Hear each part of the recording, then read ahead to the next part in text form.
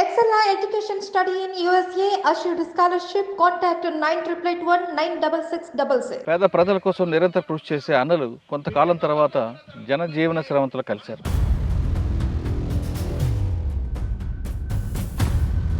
ఎందుకు అడవుల్లో peoples war వెళ్ళారు? వెళ్ళిన తర్వాత మీరు అనుకున్న లక్ష్యం సాధించారా లేదా? కల్వకుర్తి ప్రాంతంలో భూస్వాములకు సంబంధించినటువంటి పెత్తందారి విధానం బలంగా ఉండేది. సేమ్ టైం కారంచేటి సంఘటన. పెద్ద కొత్తపల్లి పోలీసులు ఎందుకు చేయాలనుకున్నారు? చాలామంది ఎన్కౌంటర్లో చనిపోయారు కాబట్టి పోలీసులను నిర్వహించాలి. ప్లస్ పెద్ద కొత్తపల్లి పోలీస్ స్టేషన్ బ్లాస్ట్ చేయడానికి వెనక ఆయుధాల కోసం మీరు చెప్తున్నారు. అసలు ఆ రోజు ఏం జరిగింది? యాక్చువల్గా ట్రాక్టర్తో పోయి మేము అటాక్ చేయాలి. మాకు అంతంతా డ్రైవింగే కదా. ఒక ట్రాక్టర్ తీసుకొచ్చి మావాడు చెట్టు ఎక్కించిండు. కానీ అదే ఘటనలో పోలీసులు మొదటిసారి గ్రానైట్లు విసిరబట్టే కూడా మీరు అందరూ పారిపోయారనేది వార్త. వాస్తవంగా బక్కన లేకపోతే నేను ఇలా లేను అటాక్లో. అంటే అసాల్ట్ టీమ్ అన్నప్పుడు ఏముంటుంది సార్ అంటే చనిపోతామని ముందరికి వెళ్తాం. అందులో నలుగురం. ఒక సివిలియన్ నిలబడి ఉన్నాడు. మేము ముందుకు దూసుకొని వెళ్తున్నాం. ఇద్దరమే, నేను మోహన్. ఆయన దగ్గర ఉన్నటువంటి పిస్టల్ ముంగల్నే ఉంది. తన ప్రాణాలని అడ్డుపెట్టి ఫైరింగ్ చేస్తూ లోపలికి వచ్చి తీసుకెళ్ళి రాజన్న కానీ సాంబశివుడు ఎవరిని కనపడినా ఇంకంతే, అది డాష్ మాటలు. మరి అటువంటి నిర్బంధంలో మీరు ఎలా తిరిగారండి? మనం కూర్చున్న ఏరియాలో ఒక 3 years 4 years కమాండర్గా చేశాను సార్.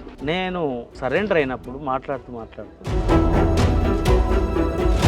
కానీ మరి పోలీసులు ఎందుకు రాజన్న వైపు ఎక్కువగా ఫోకస్ చేశారు? అప్పుడు ఉద్యమం మొత్తం నీరుగారిపోయిన తర్వాత ఒక 4 members మిగిలినాం ఇక్కడ మన జిల్లా. ఆ 4 members కా నుంచి మళ్ళీ స్టార్ట్ అయినాం కదా. ఎంతకాలం మీరు ఉన్నారు? నేను 14 సంవత్సరాలు. మరి ఎందుకు బయటకు వచ్చారు? వాస్తవంగా సార్ నేను బయటికి రావడానికి కారణం ఏంటిదంటే, రాకముందు ఒకసారి అరెస్ట్ అయినట్టున్నారు కదా? అరెస్ట్ అయినా కొంత అప్పుడు ఎట్లా ఉన్నాం సార్, మనకు కొద్దిగా ర్యాష్గా ఉంటుంటే, కొద్దిగా ఉద్యమ స్వభావం ఉంటుండే. జైలు వార్డెన్కు నాకు ఇద్దరము కొట్టుకోవడం జరిగింది. క్రాంతి రణదేవ్ దగ్గర పనిచేశారు. ఆయన చాలా పెరోషియస్గా ఉంటాడని, ఎవరి మాట వినడు అని, ఒంటెత్తడి పోకళ్ళు పోతుంటాడనేది ఒక వార్త వాస్తవం అంటారు. ఒక 19 రోజులు చిత్రహింసలు పెట్టిన తర్వాత అంటే ఎవరికైనా బాధగా సార్, గొడ్లు అరిచినట్టు అరుస్తూ ఉన్నాం. కానీ క్రాంతి రణదేవ్ అనేటువంటి క్యాండిడేట్ నాకు భగత్ సింగ్ కథ వింటాం కదా సార్, ఆ భగత్ సింగ్ లెవెల్ అని మళ్ళీ కిందికి దించంగానే మళ్ళీ మీసాల మీద చేసి నవ్వడం అనేటువంటిది వాస్తవంగా అక్కడ ఉన్నటువంటి ఓఎస్డి చెయ్యి టోపీ తీసి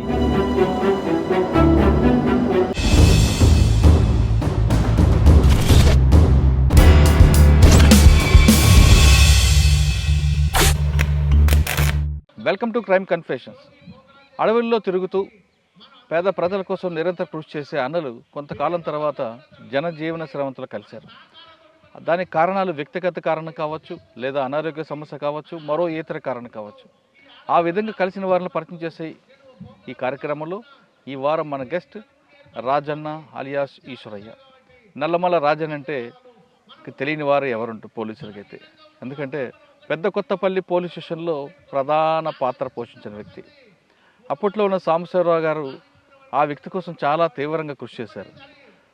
ఆయన్ని ఎలాగైనా పట్టుకోవాలనుకున్నారు, కానీ అప్పట్లో పోలీసుల వల్ల కొంత కాలేదు. ఆ వ్యక్తి ప్రస్తుతం మనతో ఉన్నారు. ఆయన అడిగి ఆయన ఎందుకు అడవి బాట పట్టారు, అప్పట్లో పరిస్థితులు ఏ విధంగా ఉండేవి, వెళ్ళిన తర్వాత ఆయన అనుకున్న లక్ష్యం సాధించారా లేదా అనే అంశంతో పాటు ప్రస్తుతం ఆయన జీవన విధానం ఎలా కొనసాగుతున్న విషయాన్ని ఆయన తెలుసుకుందాం. అన్న నమస్తే. రాజన్న అలియాస్ ఈశ్వరయ్య, నల్లమల్ల రాజన్న. అవును. నల్లమల్ల అనగానే మహబూబ్ నగర్ దగ్గర నుండి కర్నూలు మీదుగా ప్రకాశం జిల్లా వరకు ఈ ప్రాంతం అంతా కూడా అప్పట్లో పోలీసులకి ఒక పెద్ద టాస్క్ ఇది.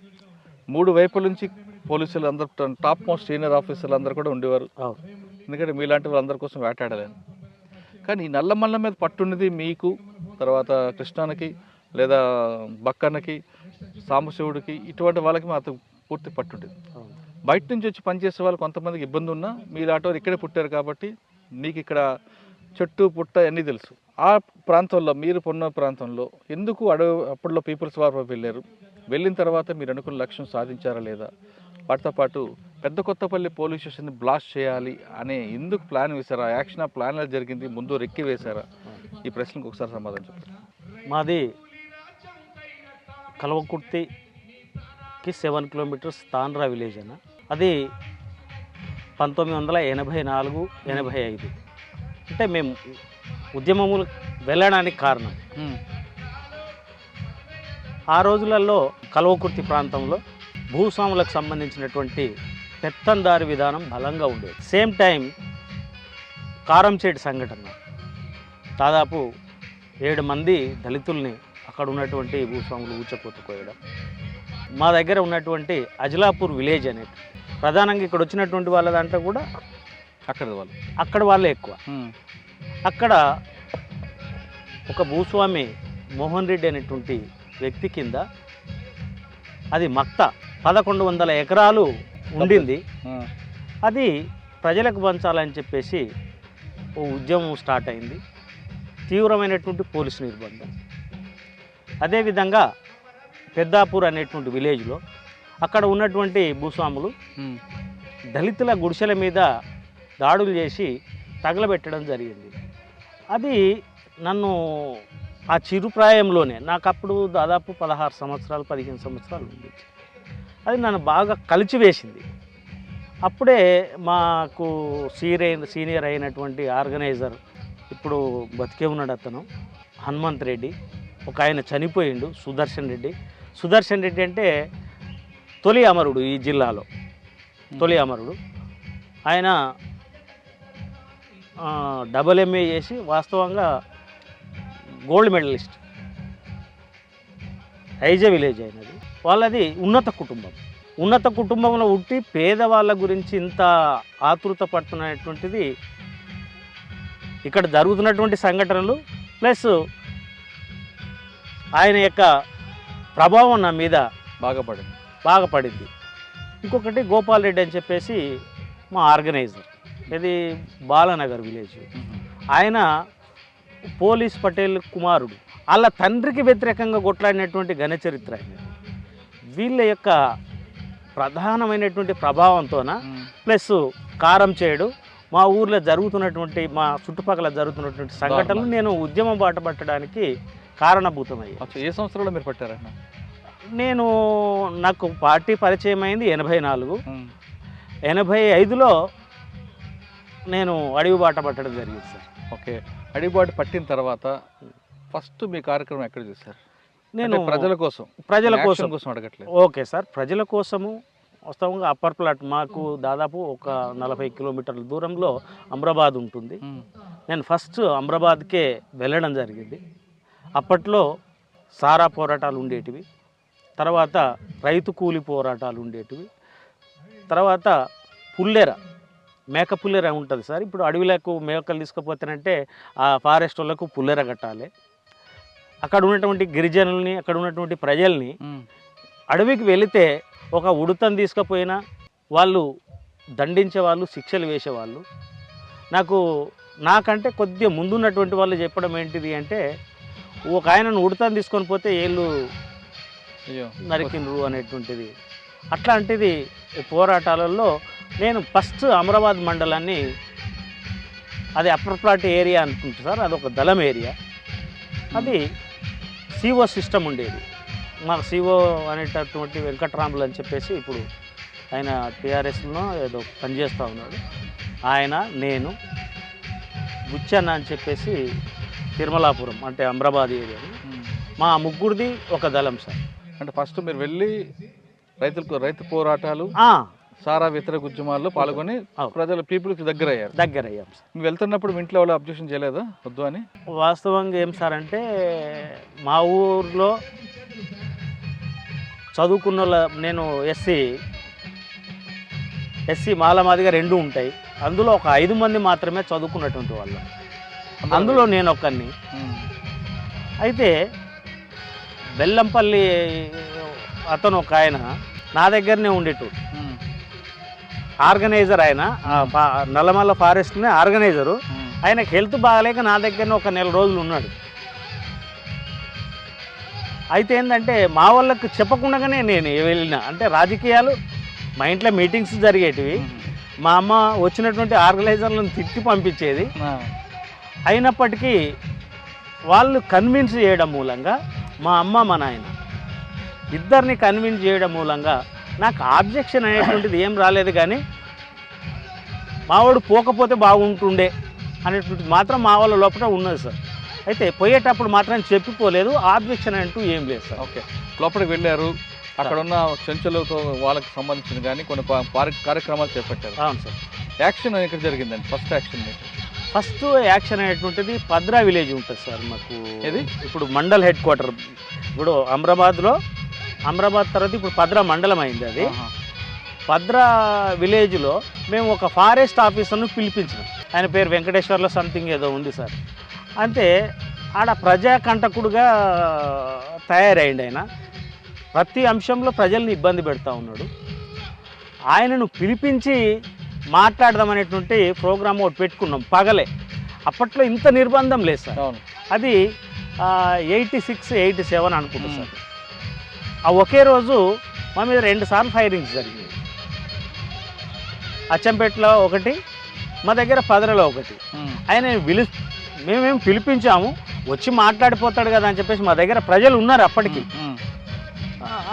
ఆయన పోలీస్కి ఇన్ఫర్మేషన్ ఇవ్వడం మూలంగా ఏమైందంటేనంటే మేమేమనుకున్నాం, జనరల్గా అది వాస్తవంగా ఐసిడిఎస్ జీప్ ఉంటుంది కదా సార్, అది మొత్తం ఐరన్ క్యాప్తో ఉంటుంది. మేము అట్లాంటి వాళ్ళే అనుకున్నాం, పోలీస్ జీప్ అని అనుకోలేదు.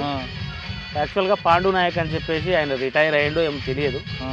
ఆయన నాయకత్వంలో మా మీద ఫైరింగ్స్ జరిగింది. అప్పుడు సుదర్శన్ రెడ్డి అని చెప్పేసి మా డిస్ట్రిక్ట్ సెక్రటరీకి కాలుకు గాయమైంది. ఇంకొక ఆయన్నేమో అరెస్ట్ అయ్యిండు, బుచ్చయ్య అని. నేను మాత్రం అరెస్ట్ కాకుండా తప్పించుకున్నాను సార్. అంతే. ఓకే, మొదటి దాడి అది మొదటిది సార్. తర్వాత పెద్దకొత్తపల్లి పోలీసుని ఎందుకు చేయాలనుకున్నారండి? పెద్దకొత్తపల్లి పోలీస్ స్టేషన్ ఏం సార్ అంటే అప్పటికి తీవ్రమైనటువంటి నిర్బంధం స్టార్ట్ అయింది మా మీద. అప్పటికి చాలామంది ఎన్కౌంటర్లో చనిపోయారు. కాబట్టి పోలీసులను నిర్వహించాలి, ప్లస్ మేము ఆయుధాలను కూడా పెంచుకోవాలి. కాబట్టి అత్యాధునికమైనటువంటి ఆయుధాల కోసం కూడా దాడి చేయడం జరిగింది సార్. అది పెద్దకొత్తపల్లి పోలీస్ స్టేషన్ బ్లాస్ట్ చేయడానికి వెనక ఆయుధాల కోసం మీరు చెప్తున్నారు. ఆయుధాల కోసం దాడి చేద్దామని ముందు రెక్కి వేశారా? అసలు ఆ రోజు ఏం జరిగిందండి? రిక్కి వేశాం సార్. యాక్చువల్గా మేము అక్కడ ఒక 15 రోజులు అబ్జర్వ్ చేశాం. అక్కడ ఉన్నటువంటి సివిల్ వ్యక్తుల ద్వారా తెలుసుకోవడం, స్వయంగా నేను కూడా వెళ్ళినాను. అక్కడ మొత్తం పరిసరాలను మొత్తం రిక్కి చేశాం. ఫస్ట్ రోజు ఫెయిల్ అయినాం సార్. యాక్చువల్గా ట్రాక్టర్తో పోయి మేము అటాక్ చేయాలి, కానీ మాకు అంతంత డ్రైవింగే కదా. ఒక ట్రాక్టర్ తీసుకొచ్చి మావాడు చెట్టెక్కిచ్చిండు. చెట్టెక్కి కూడా మూలంగా అది తెల్లగా అయిపోయింది. తెల్లగా అయిపోయిన తర్వాత ఇక మనం ట్రాక్టర్ని ఆడనే వదిలేసి ఆ ట్రాక్టర్ ఓనర్కి చెప్పి పలానా దగ్గర ఉంది అని చెప్పేసి మేము మరుసటి రోజు ఇంకా 2 రోజుల తర్వాత మళ్ళీ ప్లాన్ చేసుకోవడం జరిగింది సార్. అది ఫెయిల్ అయిపోయింది. 2 రోజుల బిఫోర్ చేసుకున్నది, తర్వాత 2 రోజులది సక్సెస్ అయింది. ఎలా చేశారండి అది? మేము అందులో మా టీం మెంబర్స్ 28 మెంబర్స్ సార్. అందులో మొత్తము మేము ఫస్ట్ ఏం చేసుకున్నాం సార్ అంటే ఈడ ఆదిరాల అనే విలేజ్లో ఒక మైక్రోవేవ్ స్టేషన్ ఉంటుంది, దాన్ని కొట్టాలనుకున్నాం. అయితే అది చుట్టూతా ఇనుప చువ్వలతో బందోబస్తు ఉంది.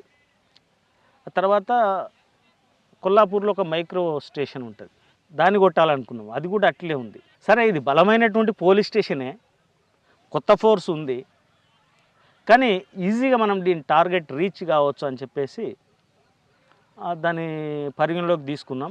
అప్పటికి పీపుల్స్ వార్ ఉద్యమంలో అది తూర్పు గోదావరిలో 1-2 సంఘటనలు జరిగినాయి పోలీస్ స్టేషన్ మీద అటాక్. కానీ ఈడ 3 సెంట్రీ పెట్టారు, ఆడ సింగిల్ సెంట్రీ. ఈడ వెనక సైడ్ ఒక గార్డు ఉంది, ముంగటి సైడ్ ఒక గార్డు ఉంది, టాప్ పోస్ట్లో కూడా ఉన్నారు. అంటే మావోయిస్ట్ పార్టీ చరిత్రలోనే ఇంతమంది సెంట్రీలు ఉన్నటువంటి పెదకొత్తపల్లిని అటాక్ చేయడం అనేటువంటిది ఆ రోజుల్లో సంచలనమైంది. ఎన్ని గంటలకు స్టార్ట్ అయిందండి? ఎన్ని గంటలకు ఎండ్ అయింది? అది 5 గంటలకు స్టార్ట్ అయింది సార్. సాయంత్రము మేము ఒక 3 బండ్లల్లో రావడం జరిగింది. ఒకటి ఏంటంటే అసాల్ట్ టీమ్, ప్లస్ దానికి సపోర్ట్ టీం, తర్వాత ఈ సెంట్రీని కొట్టేటటువంటి ఒక టీం. అందులో మాకు గాయాలైనాయి. నాకు గార్డుగా ఉన్నటువంటి మోహన్ అని చెప్పేసి ఆ అబ్బాయి కూడా చనిపోవడం జరిగింది మన కళ్ళ ముంగల్ని.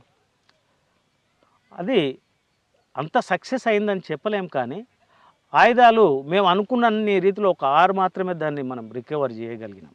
కానీ అదే ఘటనలో పోలీసులు గ్రానైట్లు విసిరబట్టే, మొట్టమొదటిసారి గ్రానైట్లు విసిరబట్టే కూడా మీరు అందరూ పారిపోయారనేది వార్త ఉంది. లేదు సార్, వాస్తవంగా గ్రెనేడ్లు విసిరినరు. ఇప్పుడు బక్కన్ అనేటువంటి ఇనాగ్రేషన్ చేసిండ్రుగా, ఆయన కూడా ఇందులో ఒక మెంబరు. వాస్తవంగా బక్కన లేకపోతే నేను ఇలా లేను అటాక్లో. అంటే అసాల్ట్ టీం అన్నప్పుడు ఏముంటుంది సార్ అంటే చనిపోతామని ముందరికి వెళ్తాం. అందులో 4. అప్పటికి డీసీఎస్గా ఉన్నటువంటి నాగానని కుమారస్వామి అని చెప్పేసి వరంగల్ అతను, నేను, వాళ్ళ భార్య లక్ష్మి అని చెప్పేసి మా ప్రాంతమే. నాకు గాడుగా ఉన్నాడు మోహన్.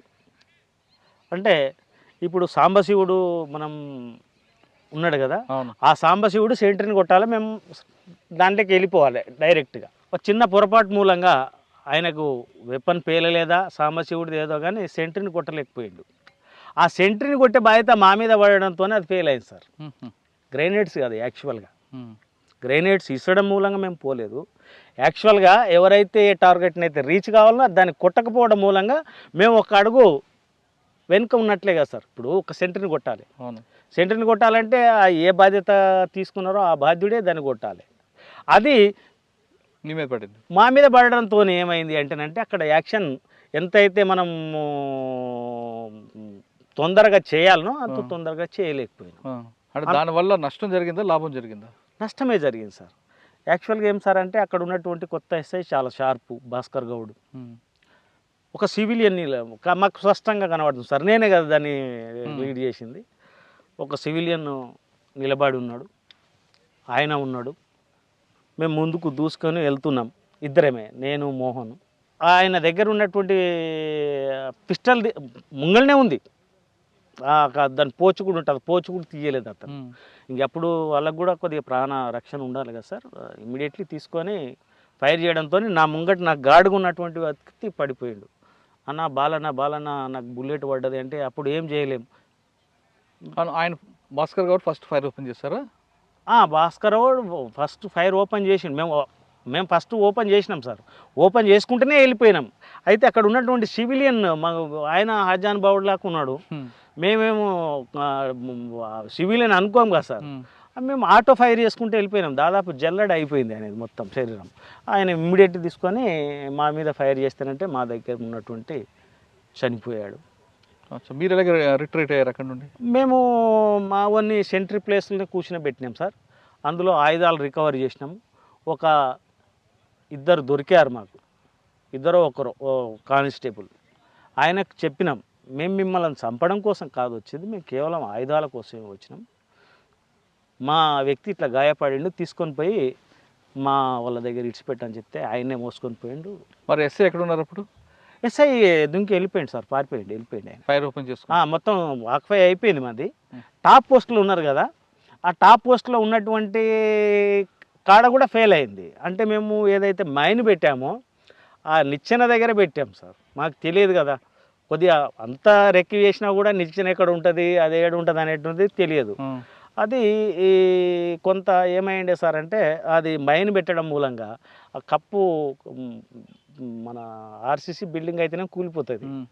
ఇది మన రేకులో సంథింగ్ అది ఉంటాయి కదా సార్, మన బొచ్చలతో పెడతారు, అది అక్కడనే కూలిపోయింది. అది నిచ్చెన పడిపోయింది. పెద్ద కొత్తపల్లి పోలీస్ స్టేషన్కి మీరు వెళ్ళారు. ఫస్ట్ సాంబశివుడు చిన్న మిస్టేక్, తర్వాత మీ మీద పడింది. అవును సార్. మీరు లోపలికి ఫైర్ చేసుకుని వెళ్ళేసరికి ఎస్ఐ గారి ముందు ఒక సివిలియన్ నిల్చున్నారు. అక్కడ మిస్టేక్ జరిగింది, ఆయన చనిపోయాడు. దాంతో ఆయన ఫైర్ ఓపెన్ చేశారు. ఫైర్ ఓపెన్ చేసుకుంటూ ఉన్నాడా, పారిపోయాడు ఆయన? పారిపోయాడు సార్, చనిపోయాడు. మేము స్టేషన్ గ్రానైట్లు వేయబట్టే మేము ఆ రోజు సేవ్ అయ్యామంటుంటారు. టాప్ పోస్టులు ఉన్నటువంటి వాళ్ళు. ఇప్పుడు వీళ్ళేమో కింద ఉన్నారు సార్, టాప్ సెంట్రీలు వాళ్ళు ఒక 2-3 ఉన్నారు. చాలాసేపు కొట్లాడారు, మేము వాళ్ళని వదిలేసి వెళ్ళిపోయాం. వాళ్ళు గ్రెనేడ్స్ ఇసిరు, వీళ్ళు వేయలే. కానీ పోలీస్ స్టేషన్లో మీరు పార్టీ ఉండి ఆ. సెట్లో కూడా మాట్లాడుకున్నారట కదా. అవును, అదే పోయిన వెంటనే మాకు అది దాని మెకానిజం తెలియదు. కాకపోతే ఆ రేడియో వింటాం కదా, కొద్దిగా గుయ్ గుయ్ అని సౌండ్ వస్తానంటే సౌండ్ పెంచా. పెంచితే స్పష్టంగా వినపడుతున్నాయి. ఇక్కడ మైక్రో స్టేషన్ నుంచి అటు పోండి ఇటు పోండి అని చెప్పేసి ఒక లేడీ మాట్లాడింది. అప్పుడు ఆ తర్వాత ఇంకెవరెవరు మాట్లాడిండో మా పనిలో మేము పడిపోయినాం. అక్కడ నుంచి రిట్రీట్ ఎటు మీరు? Retreat same. ఆ రిట్రీట్ సమయంలో మాకు కొద్దిగా ఇబ్బంది అయింది సార్. వాస్తవంగా నేను అందులో ఇరుక్కపోయినా పోలీస్ స్టేషన్లో. పైనుంచి ఫైరింగ్స్ వస్తూ ఉన్నాయి. అదే ఇప్పుడు నేను మాట్లాడుతూ బక్కన్నది కూడా చెప్పా. ఆ బక్కన్న వాస్తవంగా ఏంటిదంటే అప్పటికి నా దగ్గర దళ సభ్యుడు సార్ అతను. నేనంటే విపరీతమైన ప్రేమ అతనికి. నాకు ఆయన అంటే విపరీతమైనటువంటి నమ్మకం, కాన్ఫిడెన్స్. దాంతో ఏంటంటే అరే రాజన్న ఎందుకో రాలేదని చెప్పేసి ఇది చేస్తే ఆయన తెల్ల బనీతో ఉన్నాడు. నేనేమో లోపట ఉన్నా, ఫైరింగ్స్ ఆగుతలేవు. ఆయన తన ప్రాణాలని అడ్డుపెట్టి నన్ను ఫైరింగ్ చేస్తూ లోపలికి వచ్చి తీసుకొని వెళ్ళి, అది బక్కన్న చరిత్ర. ఇలా చాలా గొప్పవాడు బక్కన్న. ఒక గిరిజనుడు, ఒక చెంచు కుటుంబంలో పుట్టి ఉద్యమానికి సర్వ్ చేసి చాలా హీరోయిక్ ఫైట్ అయినది. అన్న ఆ రోజు బయటకు వచ్చిన తర్వాత సార్, ఉదయం లేచిన తర్వాత మొత్తం ఫోర్స్ అంతా అక్కడికి వచ్చింది, పోలీస్ ఆఫీసర్లు అందరూ వచ్చారు. అప్పుడు కూడా కొంతమంది మీలాంటి వాళ్ళు అందరూ అక్కడ ఉండి అబ్జర్వ్ చేశారట కదా? లేదు సార్, మేము లేము. యాక్చువల్గా అక్కడ నుంచి వెళ్ళినాం, రిట్రీట్ అయిపోయినాం. మా వాడు చనిపోయిండు, 2-3 గాయాలైనాయి. అతన్ని మేము మోసుకుంటూ తర్వాత మా చెప్పులు లేవు, అప్పటికి ఏం లేవు. అక్కడ ఉన్నటువంటి రైతుల సహకారంతో చెప్పులు తీసుకొని అక్కడ నుంచి రిట్రీట్ అయ్యి వెళ్ళిపోయినాం. అంటే మీకు ప్రాణాలు కాపాడేది బక్కన్న. ఓకే. పెద్ద కొత్తపల్లి పోలీస్ స్టేషన్ బ్లాస్ట్ తర్వాత పోలీసులు అప్పటికే బాగా అలర్ట్ అయిపోయారు. నల్లమలలో ఎటువంటి పరిస్థితులు రాజన్న కానీ సాంబశివుడు ఎవరిని కనపడినా ఇంకంతే, అది డాష్ మాటలు అవన్నీ. అవి చేయమని చాలా ఆర్డర్స్ ఇచ్చారు క్లియర్గా. మరి అటువంటి నిర్బంధంలో మీరు ఎలా తిరిగారండి? ప్రజల యొక్క సహకారమే సార్. ప్రజల యొక్క సహకారం లేనిది ఇప్పుడైనా ఎప్పుడైనా కూడా ఒక మావోయిస్ట్ పార్టీ అనేటువంటి మనగడ సాగించలేదు. మనం ఇప్పుడు 97 మాట చెప్పుకుంటున్నాం. ఇప్పుడు ఉద్యమం ఇక్కడ సెట్ బ్యాక్ అయింది, ఇక్కడ ఎవరు లేరు. ఇప్పటికీ అప్పటికి చూసుకుంటే ప్రజల సహకారం ప్రధానంగా ఈ నల్లమల, ఈ పాన్గల్ ప్రాంతంలో నాకు ఒక పోలీస్ అధికారి చెప్పింది ఏంటంటే, నేను ఈ ఏరియాలో మనం కూర్చున్న ఏరియాలో ఒక 3 years 4 years కమాండర్గా చేశాను సార్. నేను సరెండర్ అయినప్పుడు మాట్లాడుతూ గతంలో ఇన్ఫర్మేషన్ ఉంది, ఇప్పుడు వస్తుంది. ఈ 4 సంవత్సరాలు మీరు ఏం మ్యాజిక్ చేసిండ్రు, అసలు యాక్చువల్గా ఇన్ఫర్మేషన్ లేదు. అంటే మెయిన్గా ప్రజల సహకారం. ఆ ప్రజల సహకారం లేకుండా ఇంతకాలం మేము బతకలేము కూడా. అప్పటికి ఇప్పటికి ప్రజల యొక్క సహకారం అనేటువంటిది బ్రహ్మాండంగా ఉంది సార్. అంటే అంత నిర్బంధం ఉన్నా ప్రజల సహకారంతో బయటపడ్డాం. ఓకే. దాని తర్వాత మీ యాక్షన్ ఇంకెన్ని జరిగాయండి? నాది వాస్తవంగా నేను ఎక్కువ యాక్షన్లలో లేను సార్. కొంతమందిని యాక్షన్ టీములుగా చేస్తారు. అంటే దాంట్లో ఏదైతే చేయగలరో అది మాత్రమే ఎంచుకొని వాళ్ళకు అటాక్స్ కానీ ఏది కానీ చేయిస్తారు. కానీ మరి పోలీసులు ఎందుకు రాజన్న వైపు ఎక్కువగా ఫోకస్ చేస్తారు అప్పుడు? అంటే ఆ ప్రాంతంలో ప్రధానంగా సీనియర్ సార్. నేనేంది 85 నుంచి వాస్తవంగా ఉద్యమం మొత్తం నీరుగారిపోయిన తర్వాత ఒక 4 మెంబర్సే మిగిలినాం ఇక్కడ మన జిల్లాలో, మహబూబ్నగర్ జిల్లాలో. ఆ 4 మెంబర్స్ కా నుంచి మళ్ళీ స్టార్ట్ అయినాం కదా. అట్లా ఏంటిదంటే రాజు అనేటువంటి వ్యక్తి తప్పులు తక్కువ చేస్తుంది. అంటే ఎక్కువ ఎక్స్పోజింగ్కి అవకాశం ఇవ్వను సార్. నా ఫోటో కానీ ఏది కానీ, నేను ఇప్పటికి కూడా మీ దగ్గర ఫస్ట్ టైం నేను కెమెరా మాట్లాడాను. నా ఫోటోలు కానీ నేను కానీ ఎక్కడ ఫోటోలు ఉండవు. అట్లా దాంతో మేము సేవ్ అయినాం. అంటే రాజన్న అనే వ్యక్తి యాక్షన్లో లేకపోయినా రెక్కీ చేయడంలో కానీ, ఇన్ఫర్మేషన్లు తీసుకురావడంలో కానీ, యాక్షన్ చేయించడంలో కానీ ఒక పవర్ఫుల్ మనిషి కాబట్టి ఆయనే టార్గెట్ అని ఒకటి ఉండేది. ఉండొచ్చు సార్, డిపార్ట్మెంట్కి ఉండొచ్చు. కాకపోతే ఏంటిదంటే మీరు పడిన వ్యూహం కరెక్ట్గా వేస్తారట కదా పోలీసులు. 100% సార్. వాస్తవంగా ఏంటంటే మనం రెక్కి చేసి ఒకటి అనుకున్నాము అంటే దాన్ని రీచ్ అయ్యే వరకు వదలం అనేటువంటిది నాకున్నటువంటి మెంటాలిటీ సార్ అది. కానీ మీరు స్కెచ్ వేసిన తర్వాత ఫెయిల్ అయిన సంఘటనలు ఉన్నాయా? ఒక్కటి సార్, ఫెయిల్ అయినాయి అంటూ ఏం లేవు. మేమున్నప్పుడు పెద్ద యాక్షన్స్ కూడా ఏం లేవు. నేను ఎక్కువ 2 సార్లు మాత్రమే ఆ ఫైరింగ్లలో, ఒకటి పీకేపల్లి అటాక్ ఒకటి, ప్లస్ మా మీద ఎన్కౌంటర్ జరిగింది అది ఒక్కటి ఫెయిల్ అయింది అంటేనంటే నేను లేను అందులో, మా టీం ఉండింది. ఆ టీము రత్న ప్రభాకర్ రెడ్డి అని చెప్పేసి మన కొల్లాపూర్లో ఒక బీజేపీ మోస్ట్ వాంటెడ్ మా పార్టీకి ఉండే, ఆయనను అటాక్ చేయమని, ఆయనను తీసేయమని చెప్పేసి పంపించడం అనేటువంటిది జరిగింది. అది మా వాళ్ళ తొందరతోనే ఏమైంది అంటే ఆయన వెపన్ ఆయనకే పిలిచి ఆయనకు బుల్లెట్ గాయమైంది. అక్కడ ఉన్నటువంటి మా క్యాండిడేట్ ఒక ఆయన, మా సభ్యుడే హైబత్ గురై బరస్ట్ ఫైర్ చేయడం మూలంగా ఆ బస్టాండ్లో ఓపెన్గా ఉన్నటువంటి దగ్గర ఒకరిద్దరు చనిపోయినరు. ఈయన ఎస్కేప్ అయ్యిండు. అది నేను చేసినటువంటి ఒక యాక్షన్లో ఫెయిల్ అయింది, అదొక్కటే సార్. కానీ నల్లమలలోతో పాటు ఉత్తర తెలంగాణ ఎక్కడ చూసినా పార్టీ ఉంటుండగా కూడా మీడియాతో మాట్లాడాలంటే కేవలం నల్లమలనే ఎంచుకోవడానికి ప్రధాన కారణం ఏంటప్పుడు? ప్రధాన కారణం ఏం సార్ అంటే నల్లమలకు దాని యొక్క భౌగోళిక పరిస్థితులు వేరే ఉంటాయి సార్. ఇప్పుడు మనకు ఒడిస్సా, ఛత్తీస్గఢ్ రాళ్ళు గుట్టలతో ఉండదు సార్. అది కొద్దిగా ప్లేన్ ఉంటుంది, అప్పు ఉంటుంది, ప్లేన్ ఉంటుంది, అప్పు ఉంటుంది. ఇక్కడ రాళ్ళు కొండలు అంటే నడవడానికి కూడా అవకాశము తక్కువగా ఉంటుంది. కాబట్టి ఇక్కడ ఉన్నటువంటి టెరైన్ అందుకు అనుకూలంగా ఉంటుంది. అంటే ఎక్కువ అందుకే మీడియా సమావేశాలు అంటే రోడ్ పాయింట్, ఇప్పుడు మనకు శ్రీశైలం మీడియా వాళ్ళని రావడానికి కూడా హైదరాబాద్ టు శ్రీశైలం దగ్గరలో మేము ఎంచుకున్న పాయింట్ ఎట్లుంటాయి సార్, ఈజీగా రావాలి, మనం ఐడెంటిఫై కావద్దు, వాళ్ళకి ఏం కావద్దు, వాళ్ళకు ప్రమాదం జరగవద్దు, మనకు ప్రమాదం జరగవద్దు అనేటువంటి ప్లేసెస్ ఎన్నుకుంటాం. ప్రధానంగా ఇప్పుడు ఉమామహేశ్వరం కాడికి ఎవరైనా రావచ్చు, మేము ఆ నుంచి రిసీవ్ చేసుకొని వెళ్ళిపోవచ్చు. శ్రీశైలం ఆడికి వస్తేనంటే మిమ్మల్ని మేము ఈజీగా రిసీవ్ చేసుకోవచ్చు, మేము అక్కడ నుంచి వెళ్ళవచ్చు. అట్లా దానికోసం ఈ నల్లమల్ల కొద్దిగా అనుకూలంగా ఉంటుంది. నల్లమలలో మీడియా సమావేశం పెట్టేటప్పుడు అప్పట్లో వాళ్ళు మీరు అన్నట్లు ఒక పాయింట్లో దింపేవారు, అక్కడి నుంచి పికప్ చేసుకెళ్ళేవారు. మీడియా వాళ్ళు కూడా గుర్తుపట్టకుండా అక్కడికక్కడే తిప్పి ఒక సమావేశాలు పెట్టేవారు కదా. అది మేము కావాలని ఏం చేయం సార్ అట్లా. కాకపోతే ఏంటంటే ఒక్కొక్కసారి ఆ ప్లేస్ ఐడెంటిఫై చేయకుండా ఉండడం కోసం కొన్నిసార్లు అట్లా చేస్తాం. కానీ లేదు, డైరెక్ట్గా తీసుకుపోయి అక్కడ సమావేశం ఏర్పాటు చేసి పంపిస్తాం.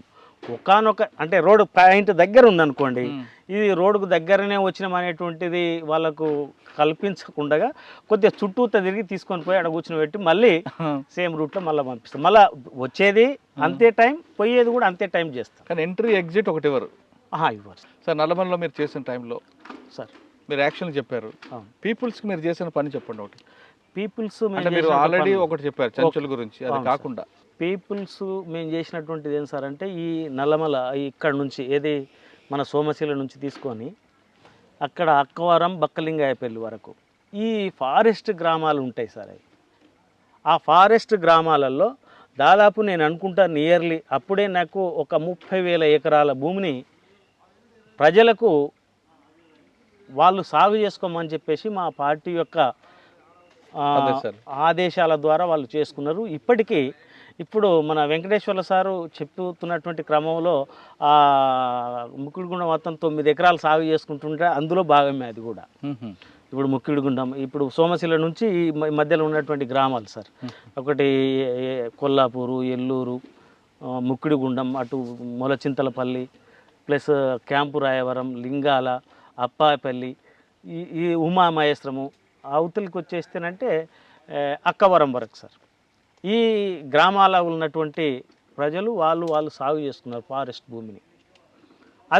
దానికి మేము ఒక పెద్ద ఉద్యమం తీసుకోవడం జరిగింది. భూమి లేనటువంటి నిరుపేదల రైతులు ఎవరైతే ఉన్నారో వాళ్ళందరిని కొట్టుకోవాలని చెప్పేసి మా పార్టీ ఆదేశానుసారం తీసుకున్నారు. అక్కడ మేము పంపిణీ కూడా చేయడం జరిగింది.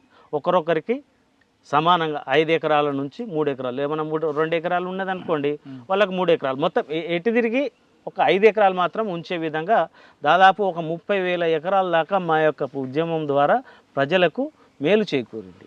మీరు ఉద్యమం సమయంలో మీకు బాగా టఫ్ వచ్చిన పోలీస్ ఆఫీసర్ ఎవరండి అప్పుడు? మాకు టఫ్ వచ్చిన ఆఫీసరు అంటే అందరూ ఆల్మోస్ట్ అంటే ఆల్మోస్ట్ చాలామంది ఇక్కడ వాస్తవంగా ఎంత టఫ్ ఇచ్చినారో వాళ్ళే ఇలా ఈ మాజీ మావోయిస్టులకు సహకరిస్తున్నటువంటి టీము. అంటే ఇక్కడ 2 రకాలు ఉంటాయండి.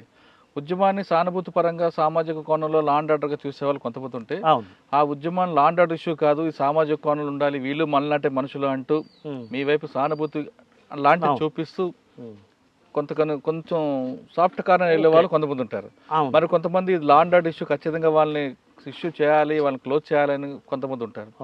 మరి కొంతమంది పార్టీలోకి మన అప్పుడున్న యువత వెళ్లకుండా వాళ్ళ మార్పు తీసుకొచ్చి ఆ భావజాలం వైపు తిరగకుండా మార్చే వాళ్ళు మరికొంతమంది ఉంటారు. ఈ మూడింటి కూడా పార్టీకి నష్టం చేకూర్చేవి. ఒక్కొక్క రకంగా ఒక్కొక్కటి ఉంటుంది. కానీ ఎక్కువగా నష్టపరిచేది పార్టీకి అప్పుడు ఎవరండి?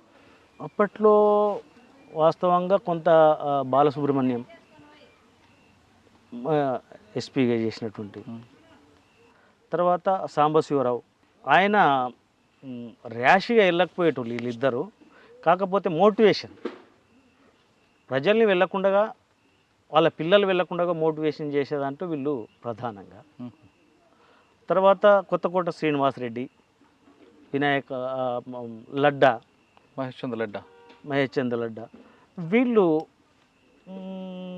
కొంత ఉద్యమాన్ని నిలువరించాలి అనేటువంటి దాంతోన మూవ్ అయినరు. అయితే ప్రభుత్వం ఇచ్చేటటువంటి ఫలాలు సరెండర్ అయినటువంటి వాళ్ళకు అందరు సక్రమంగానే అందించారు. కొద్దిగా ఏంటంటే కొద్దిగా రఫ్గా వచ్చేటటువంటి ర్యాష్గా వచ్చేటటువంటి వాళ్ళు కొంత ర్యాష్గా ఉన్నప్పటికీ వాళ్ళ లోపల కొంత మెతకదనం ఉండేటువంటి వాళ్ళు అంట బాలసుబ్రహ్మణ్యం ప్లస్ సాంబశివరావు సార్. ఎంతకాలం మీరు ఉన్నారండి ఉద్యమంలో? నేను 14 సంవత్సరాలు ఉన్నాను. మరి ఎందుకు బయటకు వచ్చారు? వాస్తవంగా సార్ నేను బయటికి రావడానికి కారణం ఏంటిది అంటే, రాకముందు ఒకసారి అరెస్ట్ అయినట్టున్నారు కదా? అరెస్ట్ అయినా సార్, ఒకసారి అరెస్ట్ అయ్యాను. ఎక్కడ అరెస్ట్ అయ్యారు? నేను నాగ్పూర్లో అరెస్ట్ అయ్యాను సార్. నేను క్రాంతి రణదేవ్ ఇద్దరం ఒకేసారి అరెస్ట్ అయ్యాము. ఇక్కడ నుంచి నేను పనుల రీత్యా ఈస్ట్కు ట్రాన్స్ఫర్ అయినా, అంటే బయటి పనులే ఎక్కువ చేశాను, అంటే కొరియర్గా. ఇప్పుడు నేను గణపతికి కొరియర్గా చేశాను, క్రాంతి రణదేవ్కి చేశాను, తర్వాత అప్పారావు, శాఖమూరి అప్పారావు. ఆ టెక్ అవసరాల రీత్యా నన్ను అక్కడికి ట్రాన్స్ఫర్ చేయడం జరిగింది. నాగ్పూర్లో అంత ఈజీగా ఎలా దొరికారు? ఈజీగా అంటే సార్, అప్పటికే చాలామంది ఒక బెల్ట్ అరెస్ట్ అయినరు, 18 మంది అరెస్ట్ అయినరు అంతకుముందు నాకంటే బిఫోర్. నేను లాస్ట్గా ఆదిలాబాద్లో శంకర్రావు అని చెప్పేసి ఒక ఆయన ముందు అరెస్ట్ అయ్యిండు, ఇంకొక ఆయన అరెస్ట్ అయ్యిండు. ఈ క్రాంతి రణదేవ్ ఉన్నాడు కదా సార్, ఆయనకు అప్పుడే కొత్తగా పెళ్ళి అయింది. ఆయనకు ఒక రూమ్ తీసుకున్నారు వాళ్ళ మిస్సెస్కు, ఆయనకు ఆ రూమ్ మాకు షెల్టర్కి ఇచ్చారు. ఆయన వాళ్ళు వెళ్ళిపోయిన తర్వాత ఆ షెల్టర్ ఇచ్చిండు.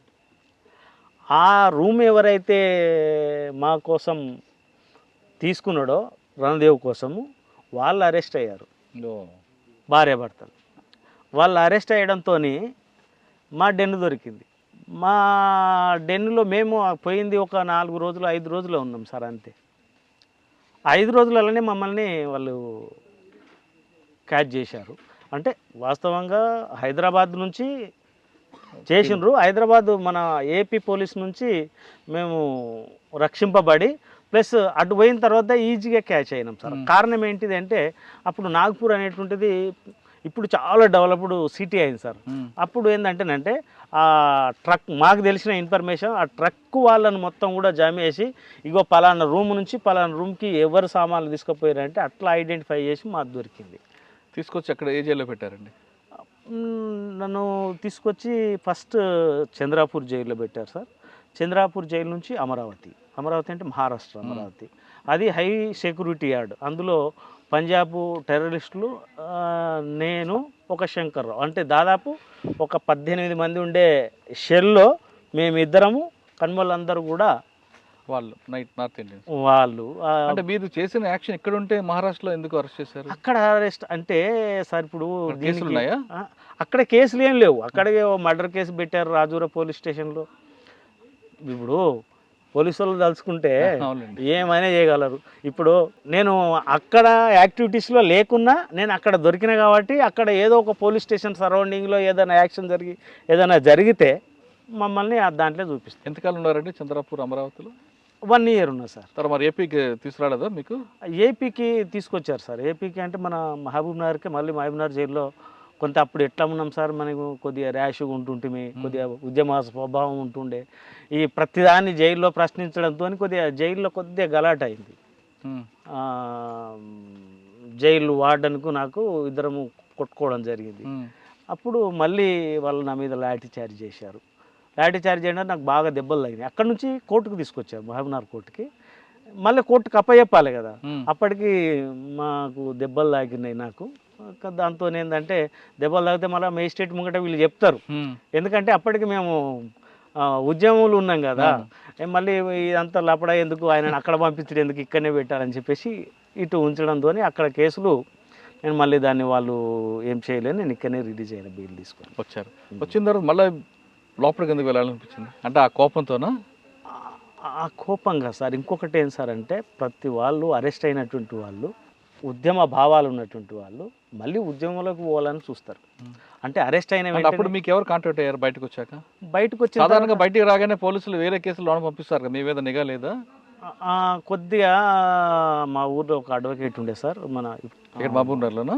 మహబూబ్నగర్లో. ఆయన మా ఊర్లో ఒక ఆయన పార్థసారథి రెడ్డి అని చెప్పేసి అడ్వకేట్, నన్ను మా మిస్సెస్ను ఇద్దరిని కలిసి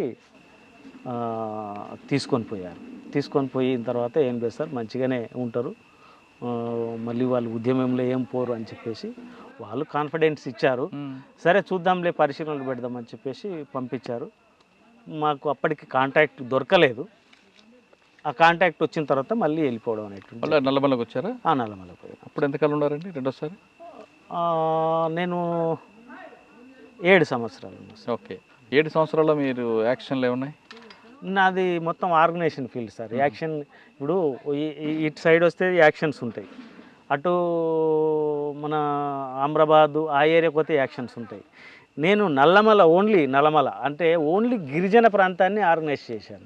వాళ్ళకు వ్యవసాయం ఎట్లా డెవలప్ చేయాలి, వాళ్ళకు సహకార సంఘాలని ఎట్లా పెట్టాలి, అక్కడ సలేశ్వరము జాతర ఉంటుంది, అది ఒక కోమటి వాళ్ళ చేతిలో ఉండేది, అది గుంజి మళ్ళీ గిరిజనుల చేతులకు ఎట్లా అభివృద్ధి చేయాలనేటువంటిది.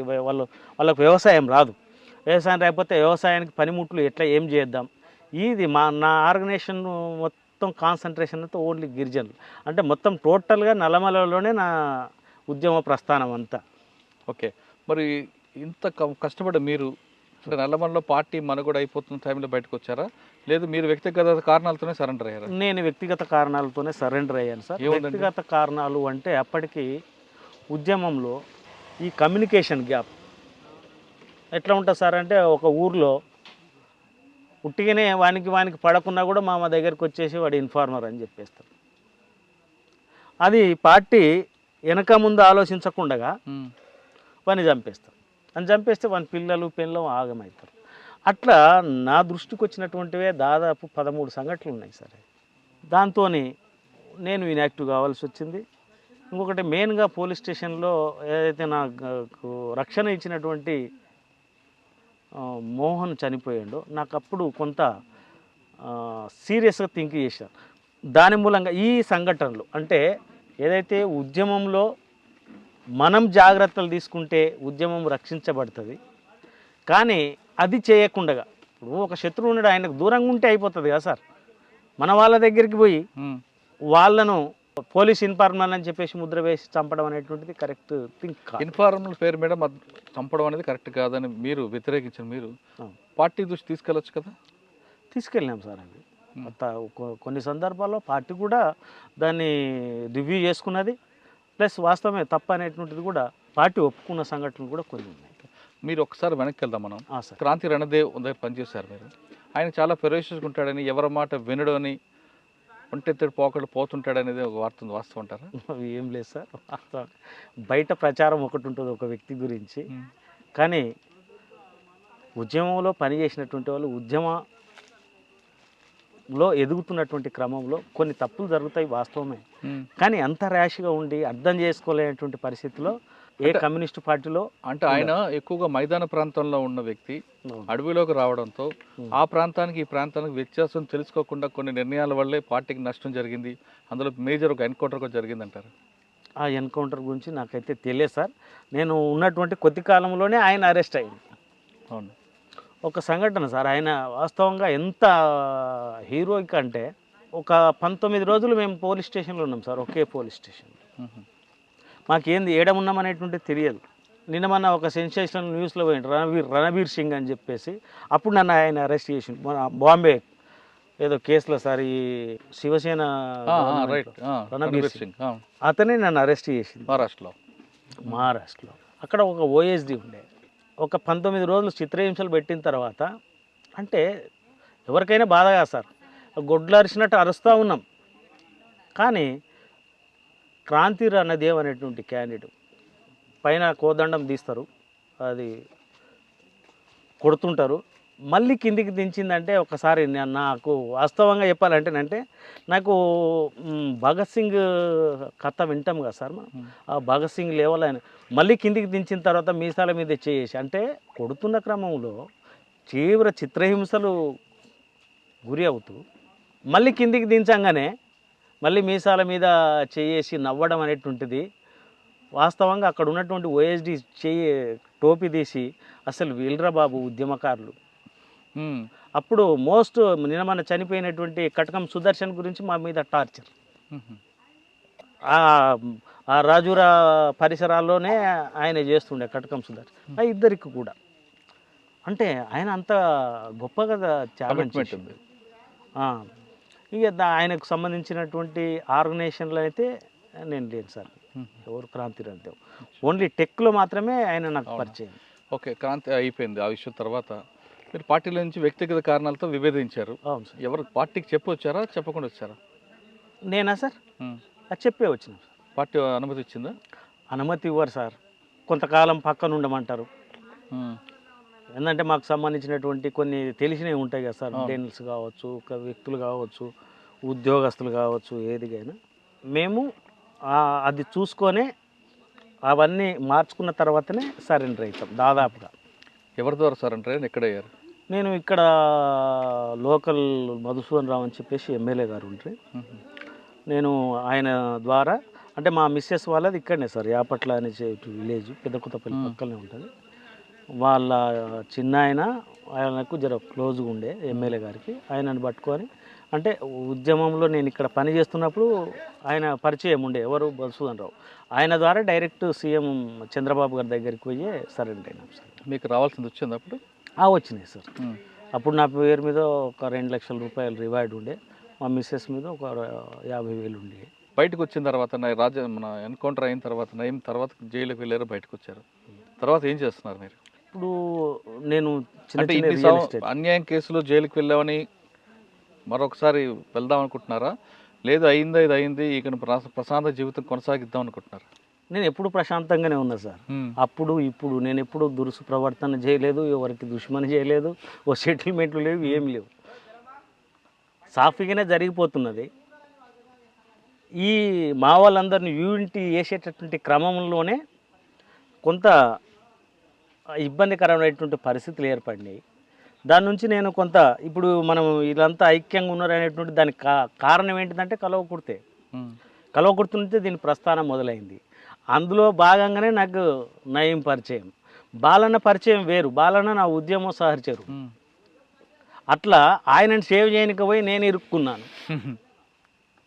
అంతే. ఇంకా ఒకసారి అటాక్ కూడా అయింది నా మీద, నా ట్రాక్టర్ కాల్చారు.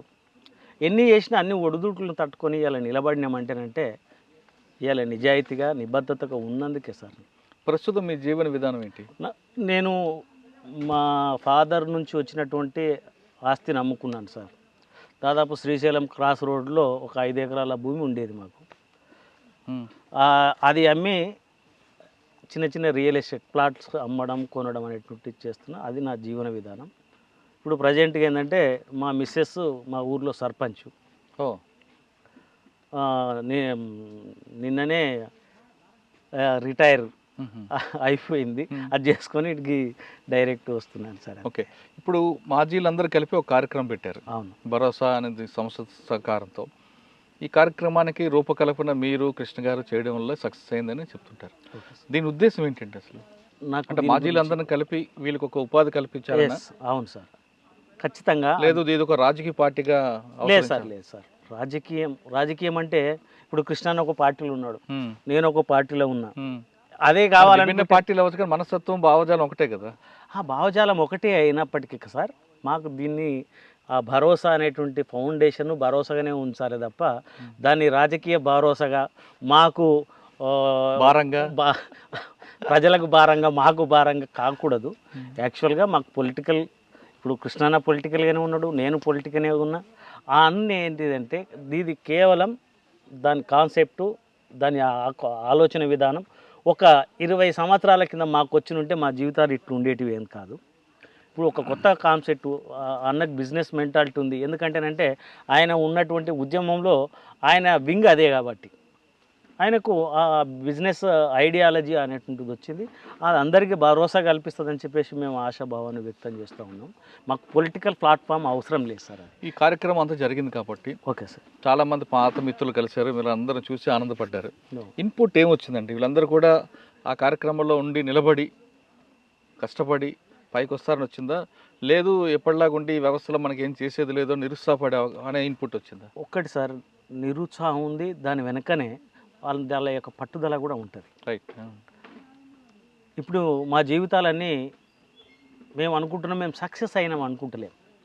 ఉదయం నుంచి బయటకు వచ్చినామంటేనే మేము ఓడిపోయినట్లు. వచ్చిన తర్వాత జీవితాన్ని కొనసాగించలేక అదొక ఓటమి. కానీ ఆ ఓటమిలే విజయానికి సంబంధించినటువంటి సిమ్టమ్స్ ఉంటాయి. దానికి తల్లి మేము ఇప్పుడు ఓడిపోవచ్చు కానీ రేపు భవిష్యత్తులో నిలబడతాం, మా భరోసా కంపెనీ నిలబడుతుంది, ఈ అందరికీ చేయూతనిస్తుంది అని చెప్పేసి. ఎందుకంటేనంటే నా వయసు చాలా అయిపోయింది సార్. వాస్తవంగా ఏంటంటేనంటే మేము చాలా యాక్టివిటీస్లో ఇప్పటి వరకు మేము మీ తాన కూర్చున్నది ఇంతే అంటేనంటే అదొక పెద్ద హిస్టరీ. 85 నుంచి మొదలు పెట్టుకుంటే ఇప్పటిదాకా మా ప్రస్థానం అంటే చాలా చరిత్ర. కానీ ఈ భరోసా అనేటువంటిది నేను కూడా వినడానికి వచ్చినాను సార్. వాస్తవంగా ఈ భరోసాకు సంబంధించినటువంటిది అన్న చెప్పిండు, ఇట్లా చేస్తే బాగుంటుందన్న అని చెప్పేసి. ఓకే అన్న, మీరు ఏది చేసినా కూడా మా యొక్క కోఆపరేషన్. అది కృష్ణన్నకు కూడా చెప్పిండు. ఈ కృష్ణన్న మా అందరి యొక్క కృషితోనే దాన్ని ముందుకు తీసుకుపోతామని చెప్పేసి మేము అనుకుంటున్నాం సార్. మాకు పొలిటికల్ ప్లాట్ఫామ్ అవసరం లేదు. ఏదో ఒక పొలిటికల్ పార్టీలో ఉంటేనంటే మాకుండేటువంటి గౌరవం మాకు ఉంటుంది. ఎందుకంటేనంటే ఇవాళ ఇంత నిజాయితీగా ఉండి పనిచేసేటటువంటి వాళ్ళు ఇంకెవరు ఉండరు సార్ సమాజంలో.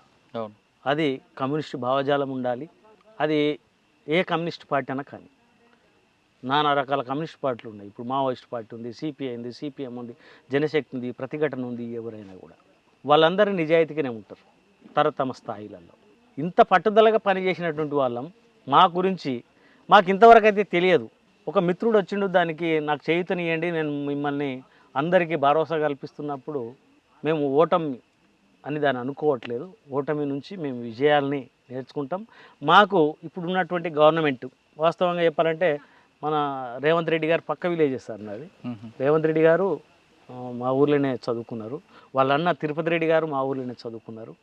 వాళ్ళ ఫ్యామిలీ అంతా మనకు ముఖ పరిచయాలు. ఎందుకంటే గవర్నమెంట్ కొత్తగా ఏర్పడింది, ఆయన కూడా కొద్ది పేదల పక్షాన నిలబడుతున్నాడు కాబట్టి ఈ యొక్క ఇష్యూస్ తన వద్దకు తీసుకొని పోయి ప్రభుత్వం నుంచి ఏమన్నా సపోర్ట్ దొరుకుతుంది అని చెప్పేసి ఆలోచన చేయలేదనుకుంటేనంటే మేము ఇప్పటికీ మా స్థాయిలలో మేము బతుకుతున్నాం. మేము గిరిజనులకే ఒక సహకార సంఘాన్ని ఏర్పాటు చేసినటువంటి వాళ్ళం. డబ్బులు లేవు అప్పుడు, గమ్. ఆ గమ్ అంతా ఒక తన పోగు చేసి అమ్ముకొని ఆ హాస్పిటల్ ఖర్చులు లేకపోతే అభివృద్ధికి ఖర్చు పెట్టుకో అని చెప్పేసి చెప్పినటువంటి వాళ్ళం. మేము ఇంతకాలం కనికష్టంగా బతికినాం. ఇప్పుడు తలా 4 రూపాయలు పోగేసుకొని ఒక పెట్టుబడి చేసి ఆ పెట్టుబడిని మళ్ళీ సంపదగా మార్చుకునేటువంటి ఒక ఐడియాలజీతో ముందుకు వస్తున్నాం. ఐడియా ఉంది, శక్తి కూడా ఉంది. శక్తి కూడా ఉంది. రైట్. భరోసా మాజీ అన్నలకు భరోసా కార్యక్రమం ఖచ్చితంగా నిలబడుతుందంటున్నారు రాజన్ గారు. గతంలో ఇలాంటి వనరులు లేని సమయంలోనే పేద ప్రజల కోసం చాలా కార్యక్రమాలు చేపట్టి వాళ్ళకి ముందు నడిపించిన వాళ్ళ మేము ఖచ్చితంగా మాకు ఇప్పుడు ఆదాయం లేకపోయినా మాకున్న శక్తి సామర్థ్యాలతో ఖచ్చితంగా భరోసాతో ముందుకు వెళ్తామంటూ చెప్తారు. కానీ ప్రభుత్వం కూడా తన వంతు సహకారం అందిస్తే ఇంకా మంచి కార్యక్రమం చేపట్టే అవకాశం ఉంది. ఇది కేవలం మహబూబ్నగర్ జిల్లాకే కాదు, రాష్ట్ర వ్యాప్తంగా విస్తరించి మాజీ అన్నలు కూడా దారి తప్పకుండా వాళ్ళ కాళ్ళ మీద వాళ్ళే నిలబడేలా ఈ భరోసా కార్యక్రమం చేపడుతుందా సిద్ధం. ఇది రాజన్న గారితో ఎక్స్క్లూజివ్ ఇంటర్వ్యూ. వచ్చే వారం మరో గెస్ట్తో మళ్ళీ కలుద్దాం. అంతవరకు నమస్తే. Thank you very much.